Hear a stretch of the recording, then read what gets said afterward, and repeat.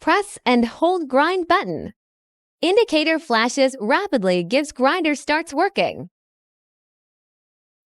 Release grind button at desired time. The buzzer will sound. The machine will record the time. Next use, grinder runs for recorded duration.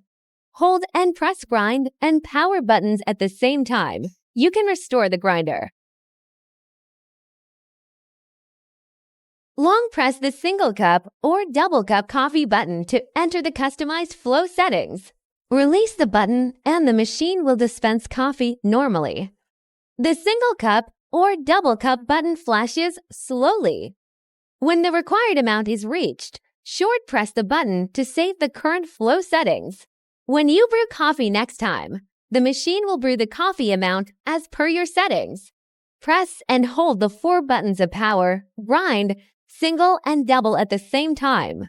Then the machine will return to the factory settings.